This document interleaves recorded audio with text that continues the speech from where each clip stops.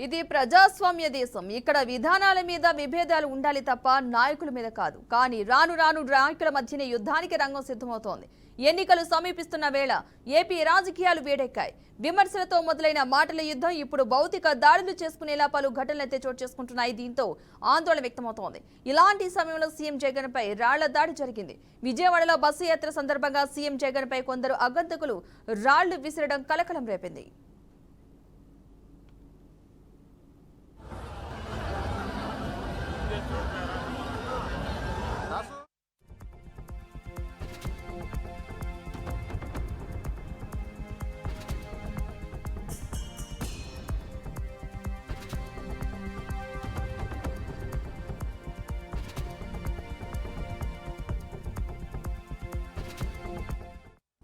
దీంతో జగన్ పై పడ్డ రాళ్లతో ఆయన ఎడమ కంటికి గాయమైంది. కనుబొమ్మపై రాయి తగలడంతో ఘాటు పడింది. దీనికి సంబంధించిన దృశ్యాలు సోషల్ మీడియాలో వైరల్ గా మారాయి. వెంటనే అప్రమత్తమైన సెక్యూరిటీ జగన్ కు రాళ్ల దాడిని అడ్డుకున్నారు.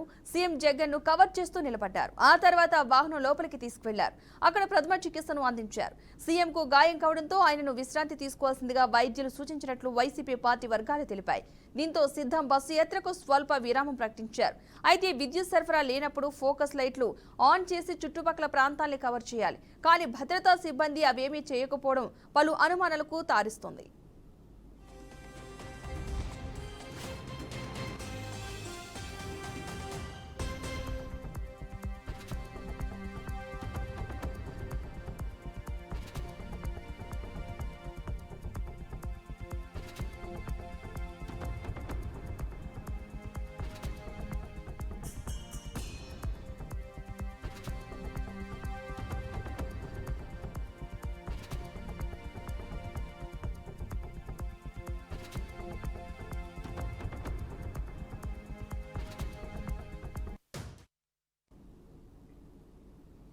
సీఎం జగన్ పై దాడి ఘటన దేశ రాజకీయాల్లో దుమారు రేపుతోంది.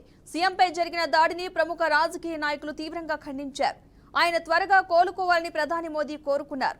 ఈ దాడిని తీవ్రంగా ఖండించిన చంద్రబాబు దీనిపై ఈసీ నిష్పక్షమైన విచారణ జరిపించి బాధ్యులను కఠినంగా శిక్షించాలని కోరారు. అంతేకాదు నిర్లక్ష్యంగా ఉన్న అధికారులను శిక్షించాలని డిమాండ్ చేశారు. ఈ విషయంపై జగన్ సొంత సోదరి వైఎస్ షర్మిల స్పందించడంతో పాటు దాడిని ఖండించారు. అయితే సీఎం త్వరగా కోలుకోవాలని ఆకాంక్షిస్తూనే ఎన్నికలకు ముందు జరిగిన దాడి అయి ఉండవచ్చని అనుమానం వ్యక్తం చేశారు. వీరితో పాటు తమిళనాడు సీఎం స్టాలిన్, బీఆర్ఎస్ నేత కేటీఆర్, పలువురు ప్రముఖ నేతలు జగన్ పై రాయి దాడిని ఖండించారు.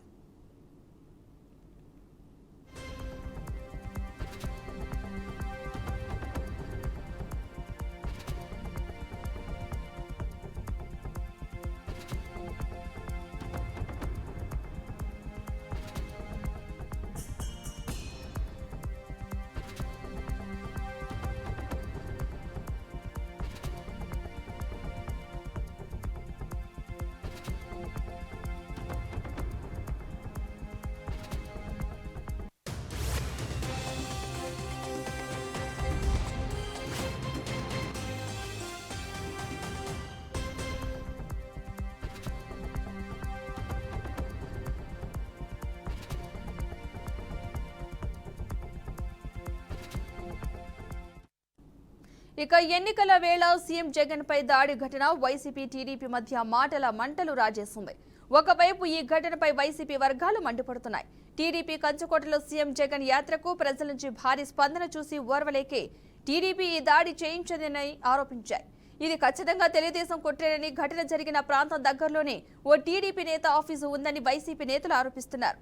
జగన్ పై దాడి చేసిన వారిపై కఠిన చర్యలు తీసుకోవాలని రాష్ట్ర వ్యాప్తంగా వైసీపీ నాయకులు ఆందోళన చేస్తున్నారు.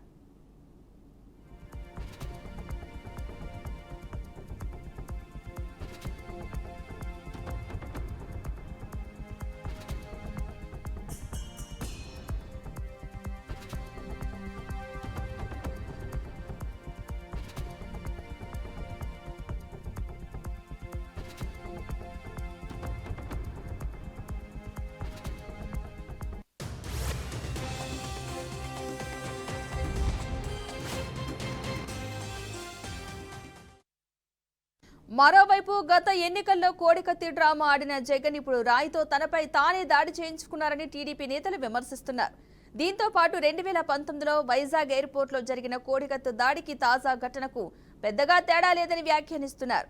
జగన్ నటనకు అవార్డు ఇవ్వాలంటూ ఎద్దేవా చేస్తున్నారు. సీఎం డ్రామాలను నమ్మే స్థితిలో ప్రజలు లేరని తెలుగు తమ్ముళ్లు చెబుతున్నారు.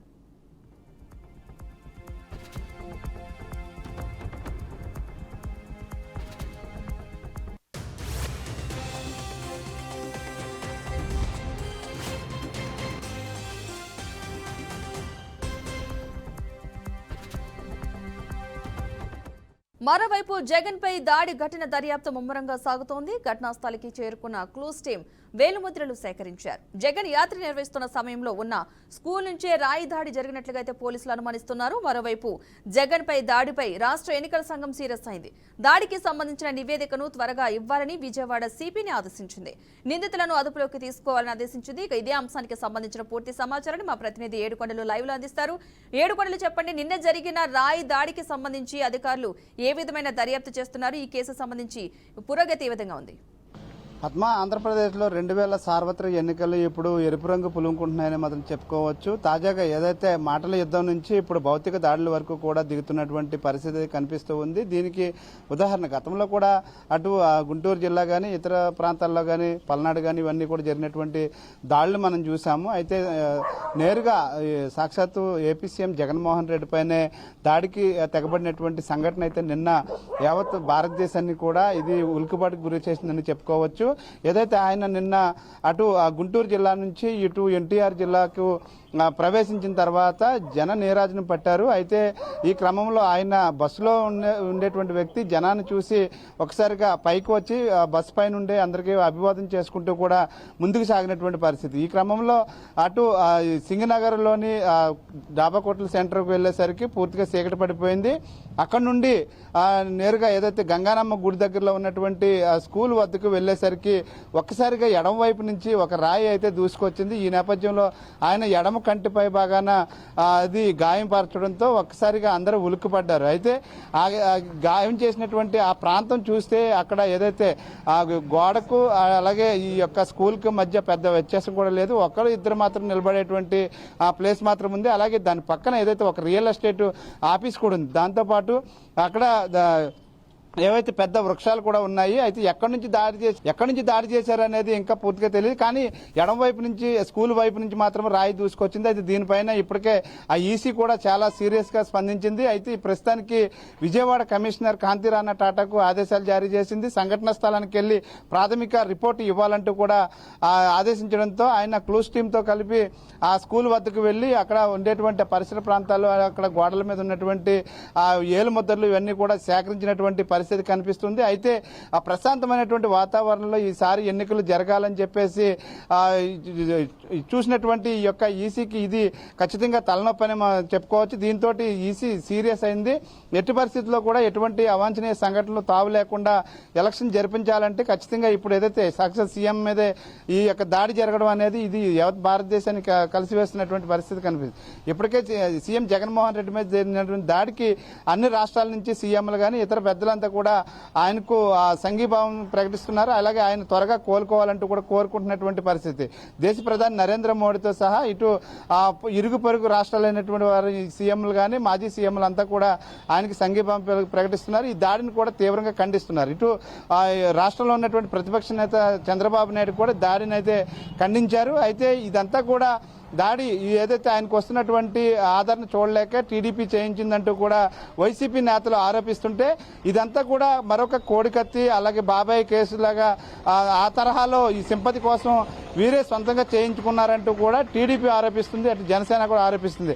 అయితే ఈ ప్రస్తుతానికి మాటల యుద్ధాలు ఏవైతే ఉన్నాయో పోను ఇవి భౌతిక దాడుల వరకు కూడా దారితీస్తున్న నేపథ్యంలో ప్రస్తుతానికి ఆంధ్రప్రదేశ్ జరగబోయేటువంటి ఈ యొక్క 2024 సార్వత్రిక ఎన్నికలకు సంబంధించి సాక్షాత్తు సీఎం పైనే దాడి జరిగితే ఇక సామాన్యుల పరిస్థితి ఏంటన్నట్లుగా అందరూ కూడా బెంబేలెత్తిపోతున్నటువంటి పరిస్థితి కనిపిస్తుంది. ప్రస్తుతానికి ఇటు సింగనగర్లో ఉన్నటువంటి గంగానమ్మ గుడి సెంటర్లో ఉన్నటువంటి ఆ ప్రాంతంలోనూ అలాగే ఈ స్కూల్ వద్ద కూడా పోలీసులు పూర్తిగా జల్లెడ పడుతున్నారు. ఎవరు ఎక్కడి నుంచి వచ్చారు, అసలు ఏ మూల నుంచి ఈ రాయి వచ్చింది, రాయి విసరడానికి గల కారణం ఎవరు అంటే కక్షపూరితంగా చేశారా లేకపోతే ఎవరైనా చేపించారా ఉద్దేశపూర్వకంగా అనే దాని మీద కూడా లోతైనటువంటి దర్యాప్తు అయితే సాగుతుంది. దానికి సంబంధించి ఒక ఉండీలను కూడా ఉపయోగించినట్లుగా కూడా ఇప్పుడు అనుమానిస్తున్నారు. అయితే రాయి వచ్చినటువంటి వేగం కానీ అది వచ్చినటువంటి దిశను కానీ చూస్తే ఖచ్చితంగా ఉద్దేశపూర్వకంగా ఎవరో కావాలని కక్షపూరితంగా చేసినట్లుగా కూడా తెలుస్తుంది. దీనికి సంబంధించి పూర్తి వివరాలు అయితే పోలీసులు సేకరించవలసినటువంటి అవసరం ఉంది. ప్రస్తుతానికి వైఎస్ జగన్మోహన్ రెడ్డి నిన్న గాయమైన తర్వాత వెంటనే ఆయన వ్యక్తిగత డాక్టర్ వెంటనే వైద్యం చేయడం, తర్వాత ఆయన మరలా తిరిగి బస్సు యాత్రను ప్రారంభించారు. అలాగే ఏదైతే అటు గన్నవరంలో చేరుకున్న తర్వాత గన్నవరంలో రాత్రి 11 గంటల తర్వాత ఆయన విజయవాడ ప్రభుత్వ ఆసుపత్రికి వెళ్లడం, విజయవాడ ప్రభుత్వ ఆసుపత్రిలో 3 గంటల వరకు కూడా ఆయనకు వైద్య పరీక్షలు నిర్వహించారు. అనంతరం ఈ రోజు విరామం ప్రకటించాలంటూ కూడా వైద్యులు ఇచ్చినటువంటి సలహా మేరకు ఈ రోజైతే ఆయన బస్సు యాత్ర అయితే నిలిచిపోయింది. అయితే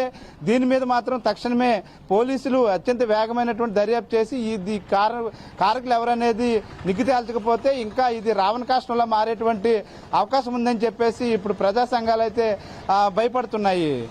పద్మ, అదేవిధంగా ఏడుకొండలు వైసీపీ నేత ఏపీ ప్రభుత్వ సలహా సజ్జల కూడా కొన్ని అనుమానాలు కూడా వ్యక్తం చేయడం జరిగింది మీడియా ముఖంగా. సో ఆ విధంగా కూడా దర్యాప్తు అయితే కొనసాగుతుందా ఆ అనుమానాల రీత్యా?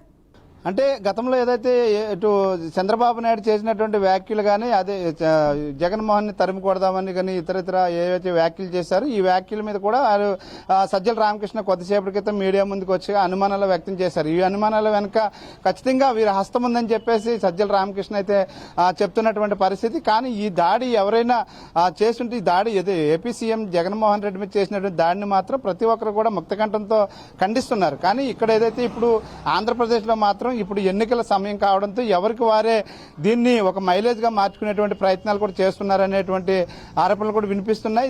ఈ క్రమంలోనే ఇటు సజ్జల రామకృష్ణ అయితే ఖచ్చితంగా చంద్రబాబు నాయుడు వ్యాఖ్యల ద్వారానే ఇవన్నీ కూడా జరిగాయని చెప్పేసి చంద్రబాబు నాయుడు రెచ్చగొట్టేటువంటి పరిస్థితి చేస్తున్నారు. కాబట్టి ఇంకోసారి రాలేము, ఇక్కడ ఉండలేము అనే ఉద్దేశంతోనే చంద్రబాబు నాయుడు ఈ విధంగా చేపిస్తున్నారంటూ కూడా ఆయన నేరుగానే ఆరోపిస్తున్నారు. మరోవైపు చూస్తే ఇది గతంలో ఏదైతే కోడికత్తి డ్రామా ఏదైతే ఉందో ఆ డ్రామా తరహాలోనే మరొకసారి ఈ యొక్క రాయి డ్రామాను మొదలు పెట్టారని చెప్పేసి మరొకసారి ఇక్కడ ఆ టీడీపీ గానీ ఇటు జనసేన గానీ ఆరోపిస్తుంది. మొత్తం మీద చూస్తే రాష్ట్రంలో మాత్రం శాంతి భద్రతలు మాత్రం కొద్ది క్షీణిస్తున్నాయనేది మాత్రం ఖచ్చితంగా అర్థమవుతుంది. అయితే దీని మీద ఇప్పుడు ఈసీ కూడా ప్రత్యేక దృష్టి పెట్టింది. అయితే ఇప్పటికే మనం చూస్తే గతంలో మనం బీఆర్కే న్యూస్ ద్వారా తెలపడం కూడా జరిగింది. 20 డేంజర్ జోన్లు అలాగే 39 రెడ్ జోన్లో ఉన్నటువంటి ప్రాంతం. అయితే ఇంకా ఇప్పుడు రెడ్ జోన్లు పెరుగుతున్నాయని చెప్పుకోవచ్చు.